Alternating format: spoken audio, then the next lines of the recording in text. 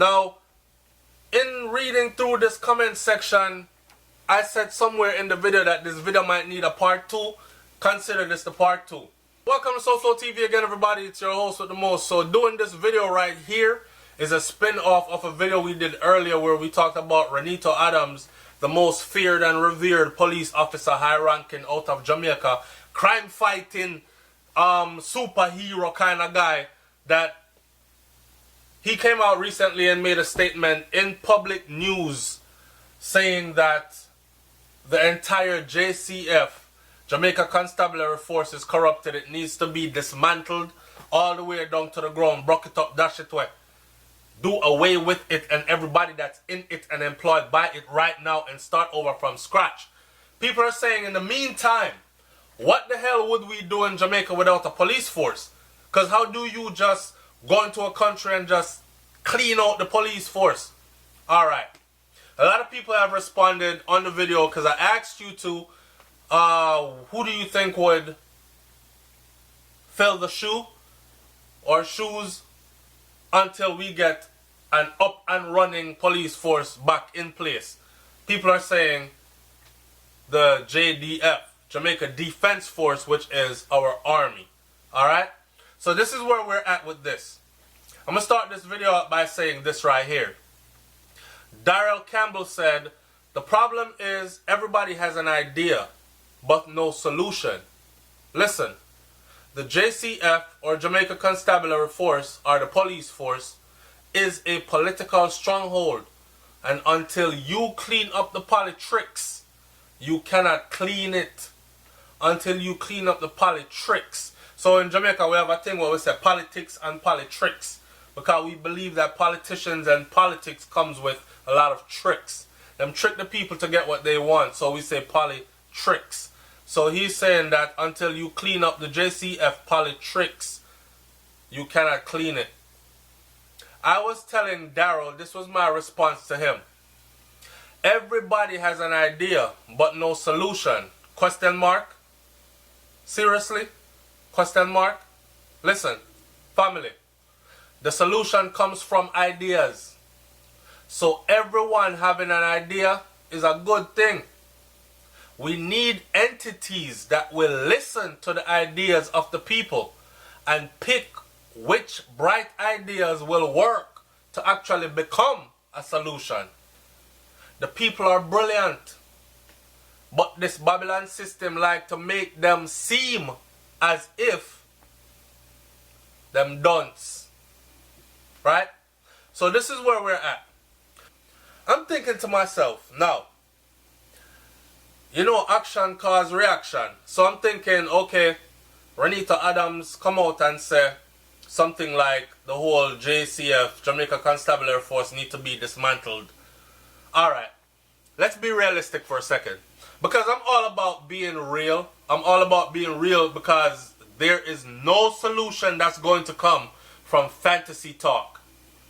It might sound good when you're talking it, but if it's all fantasy and it's not workable in reality, then there is no solution that's going to come from it. It'll just be another sound good conversation that went down the drain, and back we are again to searching for real solution. Alright. Dismantle the whole police force in Jamaica. Everybody unemployed. Suddenly. Really? Jamaica, a place where people already can't find work? How much police officers do we have in Jamaica right now? What are the numbers? I don't know. I'm not looking it up in this conversation. You can go do that and put it in the comment section. This is what this forum is here for. What are the numbers?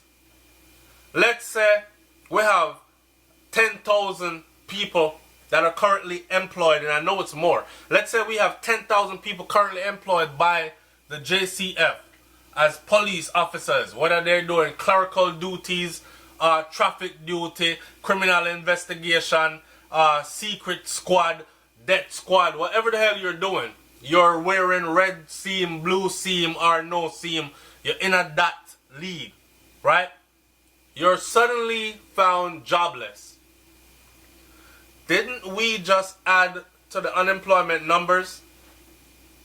And a lot of people have been saying that, yo, SoFlo, until they eradicate crime, and until they eradicate poverty, and until they start to provide a way for people, the youth them, to actually be able to provide for themselves and them family, there will always be 1,616 murders per year and more, and these kinds of things. Alright. So if we just added to the number of people that are without jobs, without a way, a means to pay them bills, just suddenly get up one day and scrap the whole police force. You know how much police people out there that actually are depending on their paychecks to go pay for them car, pay them car note, go pay for their house, go pay their children's school fee. So, what did we just do? And I get it. We're going to implement putting the soldiers in place of them until we come up with a brand new police force. A shining police force. The ideal. Free of corruption and all. In the meantime, what would you expect to happen in Jamaica? Be honest. Don't you expect crime to go up? Killings to go up? Police officers who know how to kill and get away with it because they've been on the inside and been trained to do certain things that civilians aren't trained to do? Wouldn't you expect police officers to band together? Them called batch for a reason. Okay? If you don't know it, I've been through military life, so I can tell you this. Every 118 Infantry, Charlie Company human being is my brother. Batch is what they're called in the police force. So I would expect to see a rise in Jamaica of killings. And it would be from well-organized gangs, because they are ex-police officers who suddenly woke up one day and found themselves unemployed because they were suspected of corruption and they're bitter against the system. Plus, light bill don't stop come. JPS now gonna say, oh, you don't have no job. Alright. Pay me next year. Right? They still have bills to pay, a family to maintain and all that. So I would expect a rise in corruption. I would expect a rise in killings. I would expect a rise in well-organized gangs. Well-organized gangs this time around. What do you think? See, in our quest to find a solution to the problem that we're having in Jamaica, which is murder out of control. Remember, I know, SoFlo TV said it already, I'll say it again. Watch this. Everywhere in the world, every country you go to, there's crime. Crime and violence. Every single place you go. That's understandable. Right? But the outrage that some people are not understanding still, but a lot do.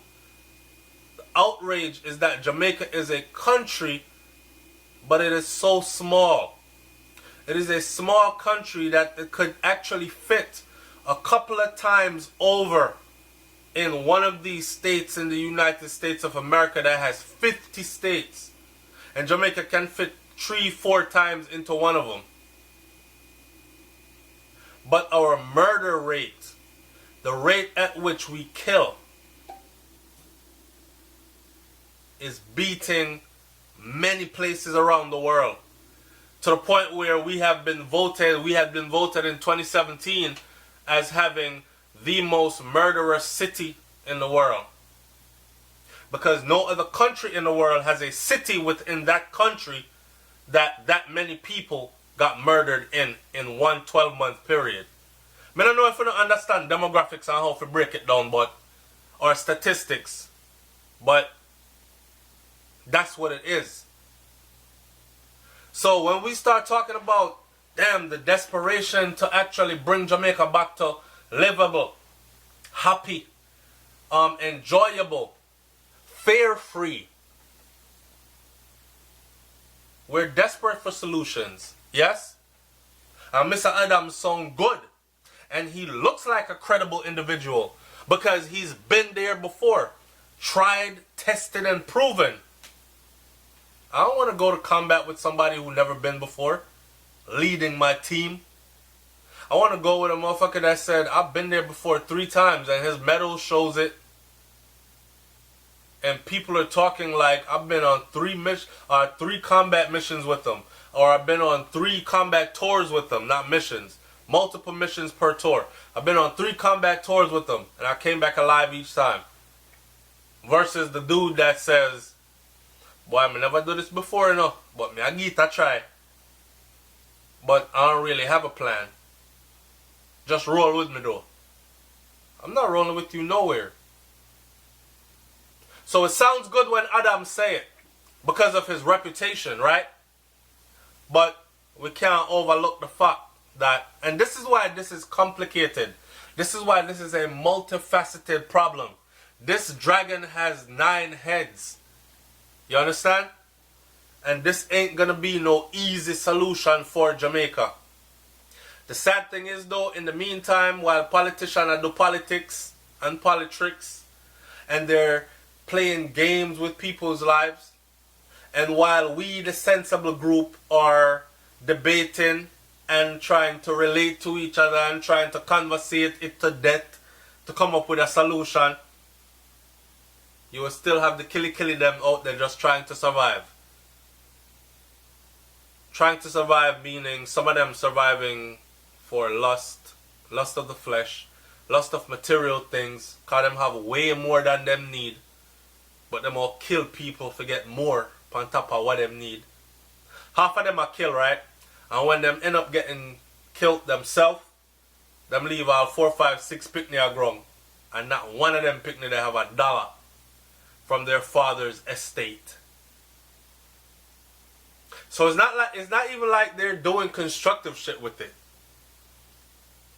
But stick to the real issue at hand here.